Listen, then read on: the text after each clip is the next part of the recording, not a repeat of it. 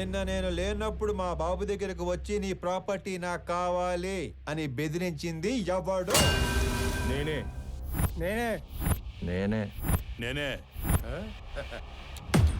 కంగారు పడి కమిట్ అయిపోకుండా రోయ్. ఇప్పుడు నేను ఒక రౌండ్ వేసుకుంటాను. ఆ తర్వాత ఇదే ఫ్లోలో నేను కాదు నేను కాదు నేను కాదు అంటారు. కాబట్టి చెప్పేటప్పుడు ఒక్కసారి ఆలోచించి చెప్పండి. తర్వాత కొట్టేటప్పుడు నేను అస్సలు ఆలోచించను. అసలు నువ్వు ఎవడి ఏరియాకి వచ్చి రౌండ్ వేసుకుంటానంటున్నావురా నిన్ను?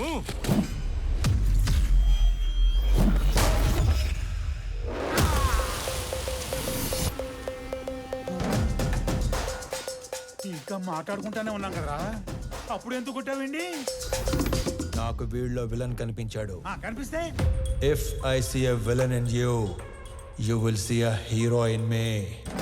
నీలో విలన్ నాకు కనిపిస్తే నాలో హీరోని కనిపిస్తాడు. సో నేను మాట్లాడేటప్పుడు నీలో విలన్ అస్సలు బయట రాకూడదమ్మా. అసలు నువ్వు ఇక్కడి నుంచి బయటకు వెళ్తేనే కదరా. ఇదిగో ఇలాగే విలన్ బయటకు వచ్చేస్తానే.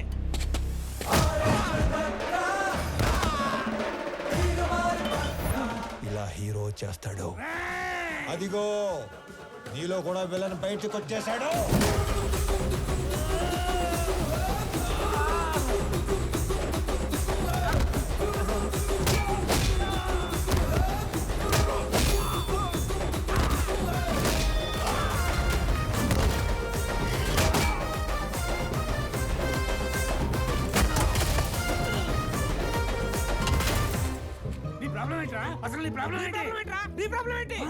అది కాదన్నా, మనలోంచి విలన్ బయటికి వస్తే అన్నలోంచి హీరో బయటికి వస్తాడని ఆల్రెడీ చెప్పాడు కదా.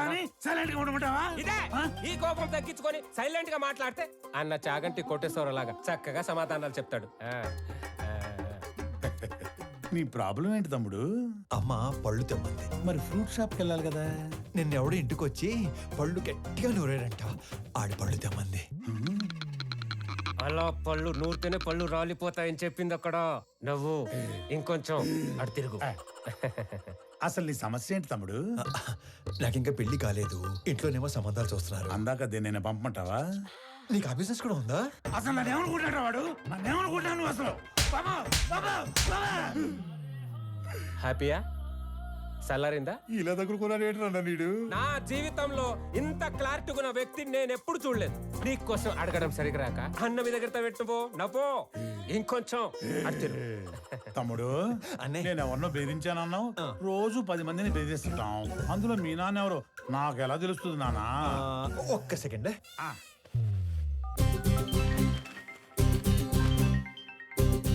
నానోయ్ రౌండ్ అయిందా? అయింది. ఎంటర్టైన్మెంట్ రౌండ్ నడుస్తుంది అంతేగా? అంతే అంతే.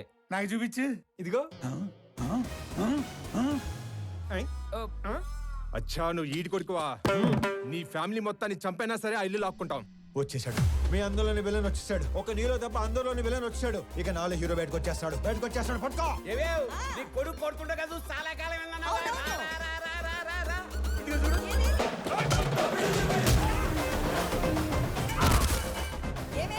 మీ అన్నయ్య కొట్టడం చూసి చాలా కాలం అయిందన్నావుగా.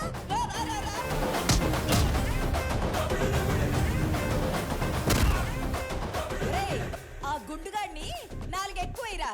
నేను చాలా ఎక్స్ట్రాలు మాట్లాడాడు.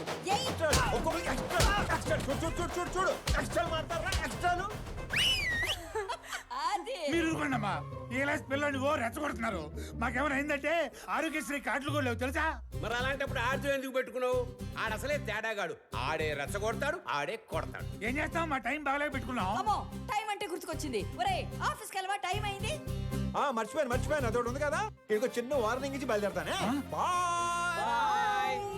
మా నాన్న ఒకటే చెప్పాడు. ఏమని? ఏదైనా గొడవ వస్తే అస్సలు ఆలోచించకుండా ఎరగదీసేమన్నాడు. నేను కామన్ మ్యాన్ కదా, ఇది సరిపోద్దిగా. సరిపోయింది. నవ్వుతూ చెప్పు. సరిపోయింది. ఇంకో సరిపోయిందిగా. Good bye. ఇందాక అమ్మకి వార్నింగ్ ఇస్తానన్నాను కానీ నాకు ఈ డైలాగులే చెప్పి భయపెట్టడం పెద్దగా రాదు. Just imagine. ఫస్ట్ టైం కాబట్టి సైలెన్సర్ పట్టుకొచ్చా. మళ్ళీ ఇదే రిపీట్ అయితే ఈసారి సైలెన్సర్ కాదు కత్తి పట్టుకొస్తా. సైలెన్సర్ తో దెబ్బ పడ్డ ప్రతి చోట కత్తితో వేటు పడిందనుకో.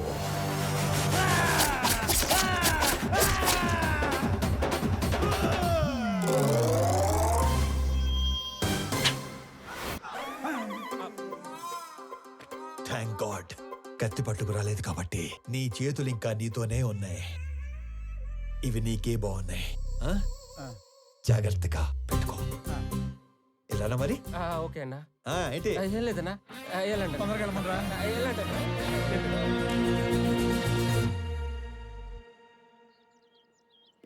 ఆనంద్ ఎక్కడా? రెడీ అవుతున్నాడు.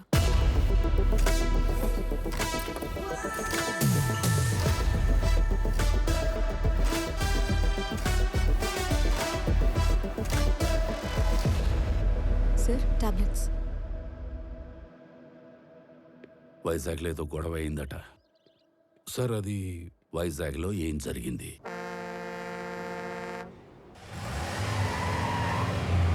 హైదరాబాద్ నుంచి సర్వే చేసేలాగా సర్వేలెన్స్ పెట్టించండి. ఆల్రెడీ లైన్స్ తీసుకున్నాం సార్. కనెక్ట్ చేయడం ఒకటే బ్యాలెన్స్. మీరు ఒకసారి వెరిఫై చేస్తే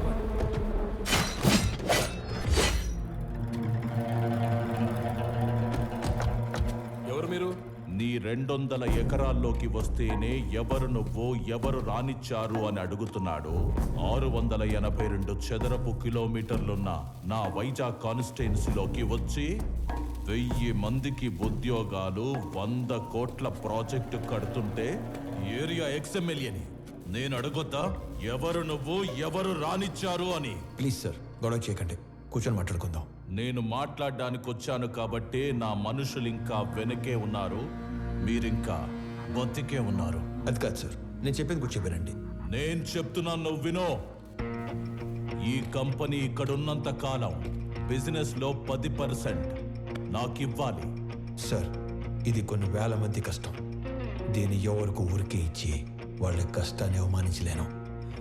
ఐఎమ్ సారీ సార్. 50 మందా? వీడు అసలే ఎవరి మీద చేయి కూడా ఎత్తాడు. ఎలా బయటపడ్డాడు అసలు? మా నాన్న ఒకటే చెప్పారు, ఇద్దరి మధ్య గొడవ వస్తే ముందుకెళ్ళి కొట్టేవాడు కామన్ మ్యాన్ అవుతాడు, టేబుల్కి అటు ఇటు కూర్చొని ప్రాబ్లం సాల్వ్ చేసుకునేవాడే బిజినెస్ మ్యాన్ అవుతాడు. నా కంపెనీలో 10% లాభాలు అడుక్కోవడానికి వచ్చిన వాడి కోసం ఆ కంపెనీ ఓనర్ని చంపడానికి వచ్చే అంత తెలివి తక్కువ వాళ్ళు కాబట్టే వాడి మిమ్మల్ని పనిలో పెట్టుకున్నాడు. ఏ మాత్రం తెలివి ఉన్నవాడైనా 100 రూపాయలు సంపాదించే వాడి వైపు ఉంటారా, అందులో 10 రూపాయలు అడుక్కోవడానికి వచ్చిన వాడి వైపు ఉంటారా? అండ్ ఆఫ్ కోర్స్ మిమ్మల్ని పోషిస్తాడు కాబట్టి. అది ఎప్పటి వరకు? మీకు రేపు 40-50 ఏళ్ళు వచ్చి ఒంట్లో బలం తగ్గాక అప్పుడు కూడా పోషిస్తాడా? మీకు ఇదంతా మానేసి ఏదో పని చేసుకోవాలని ఉంటుంది, కానీ మీ బ్యాక్గ్రౌండ్ చూసి ఎప్పుడూ పని ఇవ్వడం. నేను ఇస్తా. మీరు గౌరవంగా బతుకుతాను అంటే నా కంపెనీలో మీ అందరికీ ఉద్యోగాలు నేను ఇస్తాను. రోజు 8 గంటలే పని. వాడిలా ఎప్పుడు పడితే అప్పుడు పిలవను. ఇలాంటి వాటికి అస్సలు పిలవను. 60 ఏళ్ళ దాకా పని, దాటాక పెన్షన్. చచ్చేదాకా ఎవ్వడి మీద డిపెండ్ అవ్వక్కర్లేదు. నా కంపెనీకి డెలివరీ బాయ్స్ కావాలి. ఈ ఏరియాలో అణువు తెలిసిన మీకంటే క్వాలిఫైడ్ ఇంకెవరుంటారు?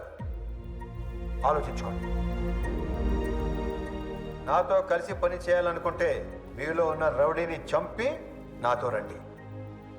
కాదు, వాడి కిందే పని చేద్దాం అనుకుంటే నన్ను చంపి లోపలికి వెళ్ళండి. వాడేంటో కథలు చెప్తుంటే వింటారేంట్రా? ఏసేయండ్రా.